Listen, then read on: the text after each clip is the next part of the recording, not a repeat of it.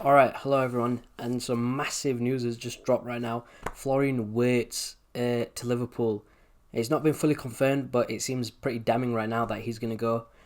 Ornstein dropped some news, so let's just move over to my laptop here. Let's just talk a little bit about Wirtz. Let's quickly read what David Ornstein said. So, Liverpool given a huge boost in Florian Wirtz's pursuit. Bayern Munich believe the 22-year-old is on course for an Anfield move if he leaves this summer. Clubs would still need to agree a deal, not a formality. So that was 4 hours ago whilst I was setting all this up. There's quite a few more reports right now. It's probably still ongoing whilst we're going to be recording this.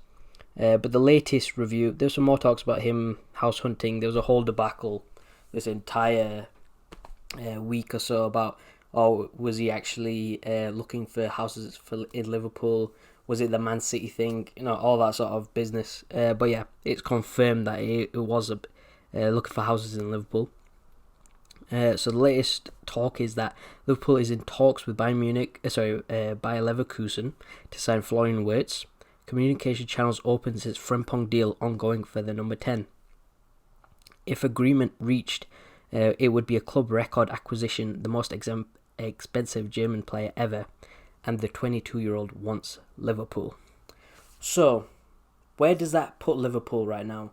What can Liverpool fans expect from Wirtz? So let's look at a few things here. Let's just have a quick look at who Florian Wirtz is, everything, all that sort of stuff, yeah, just to familiarize ourselves with him. So, in the Bundesliga, of course, Amorim's been playing that kind of system, as Premier League fans would know. So, Xabi Alonso kind of plays a very similar sort of formation with Wirtz in this little left-handed 10 pocket position. So he's kind of almost playing in that Coutinho role that we saw back in all those days ago for Liverpool in the 17-18 season, where he was more of a left channel player rather than a winger or a midfielder. The defensive work wasn't really on him. It was mostly just the attack was going through him, which is it's really needed that since Salah is having to carry a lot of that. He's getting older. We need to look to the future now that Trent's going as well.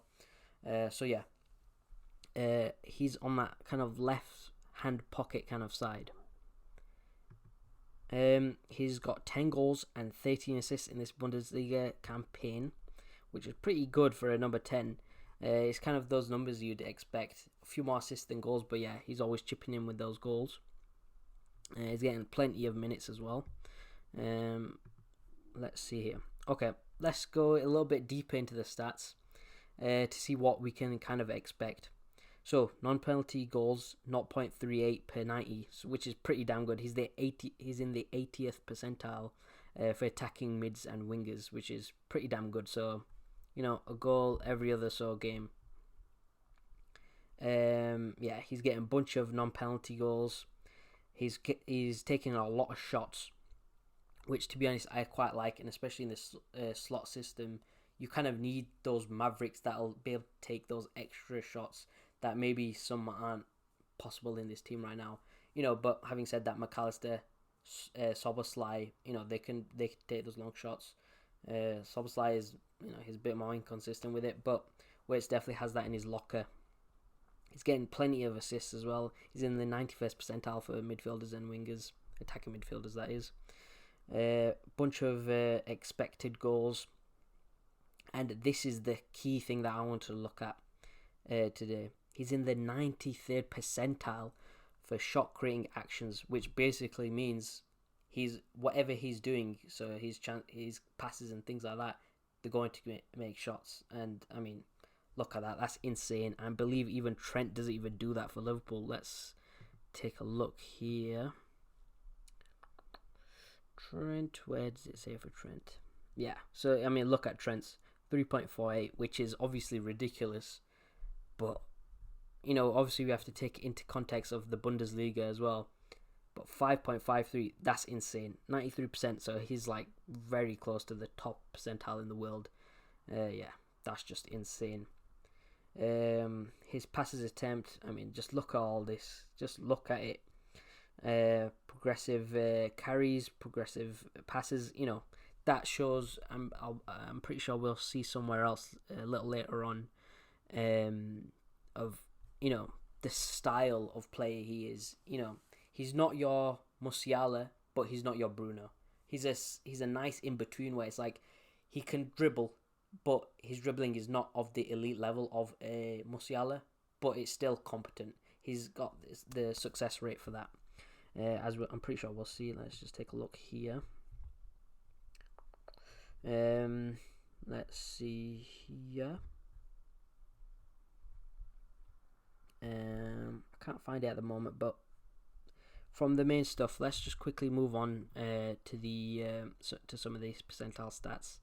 So, some of the negative sides, which it doesn't really matter for his position because he's basically a winger in this Liverpool system. He'll play in that left 10 position. He's fifth percentile on that on his defensive action. So don't expect him to be defending too much. Obviously, Slot will get him working, but the thing with Slot at the moment, he really is emphasising getting the best out of the main players, and you're not going to spend 126 million pounds on a guy just to not attack. Do you know what I mean? If he's 93rd percentile in some things, I think I'd rather stick to him creating those chances and whatnot than defending. Wow, look at this. 100th percentile in progressive carries. That is insane. So, like I was talking about his dribbling, I mean, this is insane. 66th percentile in forward passes. Fair enough.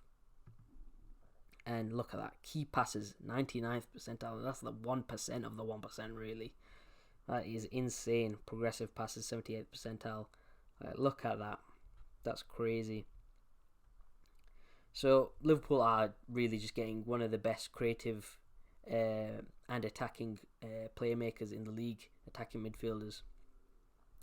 And he's really only second to Xavi Simons in a lot of stats, which pretty sure was Liverpool's second target if they didn't get Wirtz. But yeah, looks like they don't need to rely on that now. But yeah, just as for Liverpool, what are they going to look like going forward without someone like Trent, who was their main creator? Obviously, there's Salah as well, but he's still in the team. So just looking more towards Trent. And look at this, like we mentioned earlier, 3.48, and they're already getting that and more with Wirtz. I mean, we could probably see similar numbers to Wirtz since Trent has been in this Liverpool team. He's had to share the creativity with Salah. Less so on the left side this season, of course, because left backs have been a bit iffy. But having said that, Wirtz could easily match these numbers, it seems like, and potentially even outperform them. I'm sorry, just to quickly note before we go past, I mean, just look at some of these players he's getting compared to. Michael Olise, and we all know the type of season he's having. Incredible player. I really wanted Liverpool to get him back when Harvey Elliott was on loan. I was kind of hoping we'd kind of sell him and go for Olise, given the fact that Olise would probably also come under homegrown, given that he was in the academies and whatnot. I mean, he is pretty much English at the end of the day, isn't he? But yeah, look at that. Desiree Doué, Yamal. I mean, it doesn't get better than that. Cherki, another Liverpool target that look like they might not need this summer. But I mean, it's incredible, some of this stuff. He's going for a reported £126 million. So, I mean, for a player like that, you kind of expect some of these kind of underlying stats. Let's take a look here. Yeah. So there was something that, look at this. It's the progressive passes that it's just insane if you compare them. 99th percentile, 93 percentile. So you're getting Liverpool is definitely going to replace that creativity with somebody very similar, and who could potentially be even slightly bit better, given that he's going to be closer to goal more than Trent was. Trent was more of a deep lying playmaker rather than the attacking midfielder. I mean, even some of these percentiles, like, you gain quite a few number of points per season just because of that.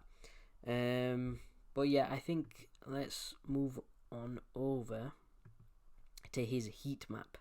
So he's obviously in the in this 10 positions. I mean, I'm pretty sure there was a picture of Bruno's heat map. I mean, he's absolutely everywhere and anywhere. That's probably more to the lack of managerial presence. I believe this is under Ten Hag, so don't look at it too much. Actually, having said that, let's take a look at where Bruno's heat map is in. Does it really matter? I guess not. But anyway, this is under Ten Hag. He was more in the central kind of 10 position, but I mean, look at that. It's bloody everywhere. We would more likely see Wirtz in this sort of position, in that final 10, in that final third, roaming around these 10 positions. I mean, just look at it. He's described here as the proper number 10, which I fully agree with. And as you can see here, he's in that 10 position. So yeah, those are just my quick thoughts looking at the brief stats over Wirtz. I think he's going to be an incredible player. We're going to replace that creativity, and he's one of those superstar players that Liverpool were kind of dying for. You know, the over-reliance on Salah, I think, in that attacking output was... Obviously, it's got us the league title, but then we needed others to carry the job. You know, we needed Diaz, we needed Gakpo, we needed Nunez, and they don't fulfill that thing that it feels like Liverpool are missing in these big games, like a PSG that we played where we lost on penalties. It's like these are the sort of players that will get you over the line with their, just with their sheer determination. Look at these shot creating actions is insane. It's just crazy. And talking about aesthetics, if we're just not going to talk about stats, I mean, it doesn't really get much better than him. He's a mix. He's what you would probably want, what a lot of United fans would probably want Bruno to do, and a lot of what Arsenal fans would want Ødegaard to do. So you're getting the best of the both, really. I'd say he's a nice combination of them, and he's not over-reliant on his dribbling either, which, like, if you take that out of his game, I think he'll have a better career than a Musiala if you take the dribbling out of his game. There's more to it. He'll get those... he can rely on his passing. He can rely on his durability. He's obviously come back from a pretty... Not recently, but I think it was last year. Came back from that ACL, but, I mean, he's putting up some great numbers still. This is all within the last year, so, what else is there to really say about this guy? Yeah, thanks for watching the video, and that's it. Thank you.